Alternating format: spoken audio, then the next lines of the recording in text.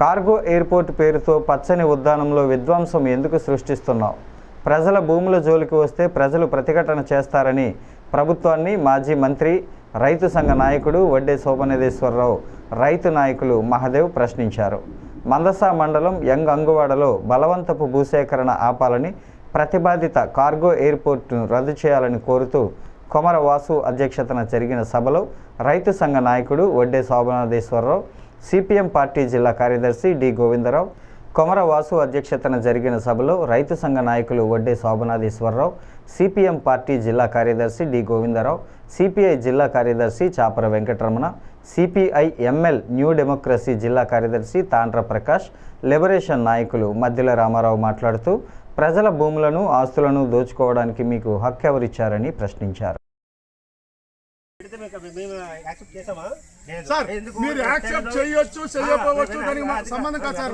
మేము మీటింగ్ పెట్టాలనుకోనము, చట్టబద్ధంగా పెట్టాలనుకోనము, ఎత్తివేయాలా, ఇట్లా నిర్బంధాలతో ఉద్యమాలు ఆపరాలని చెప్పి ఈ ప్రభుత్వానికి హెచ్చరిక జారీ చేస్తున్నాం.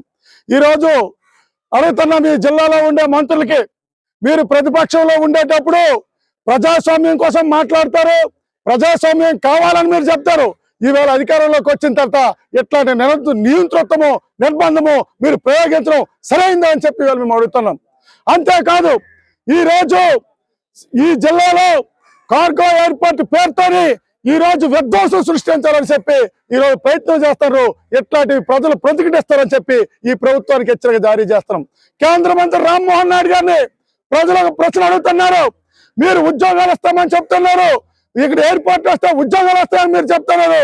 మీ సమీప గ్రామ పరిధిలోనే కాకరాపల్లి దగ్గర 2020 ఎకరాల భూమిని ప్రజల దగ్గర నుంచి సమీకరించి మీరు ఒక పెట్టుబడిదారుడికి ఇస్తే ఆయన బ్యాంకులో తాకట్టు పెట్టి ఈ రోజు ఆ బ్యాంకు అంతా కూడా ఆ భూములన్నీ కూడా వేరే వాళ్ళకి ఆక్షన్ వేశారు. ఈ రోజు అక్కడ మీరు ఒక్క ఉద్యోగమైనా ఇప్పించినారు అని చెప్పి ఈ రోజు అక్కడ ప్రజలు అడుగుతారు. మీరు ప్రజలకు సమాధానం చెప్పాలని చెప్పి ఇవాళ అడుగుతున్నాం. అంతేకాదు, ఈ దేశంలోన ఎక్కడైనా సరే ప్రత్యేకంగా కార్గో ఎయిర్పోర్ట్ ఉన్నదా అని మేము అడుగుతున్నాం. ఈ రోజు దేశంలోన ఢిల్లీ, బొంబాయి, మద్రాస్, విశాఖపట్నంతో సహా ఈ రోజు మొత్తం అన్ని దగ్గరలు కూడా ఎయిర్పోర్ట్ కు అనుబంధంగానే ఇవాళ కార్గో ఎయిర్పోర్ట్లు ఉన్నాయి తప్ప ప్రత్యేకంగా ఎక్కడా కూడా ఎయిర్పోర్ట్ లేదు. ఈ రోజు మేము చెప్తున్నాం, ప్రత్యామ్నాయం మీకు ఎందుకు అర్థం కావాలని మేము అడుగుతున్నాం ఈ రోజు మంత్రి గారిని. ఈ రోజు మూలపేట పోర్ట్ ఉంది, దానికి 2300 ఎకరాలు మీరు సేకరించినారు. అందులో 300 ఎకరాల్లో మీరు కార్గో ఎయిర్పోర్ట్ పెట్టుకోవచ్చు. అదే కాదు, ఇక్కడ దగ్గరలోనే భోగాపురం ఎయిర్పోర్ట్ ఉంది, భోగాపురం ఎయిర్పోర్ట్ అనుబంధంగా మీరు ఎయిర్పోర్ట్ కట్టుకోవచ్చు.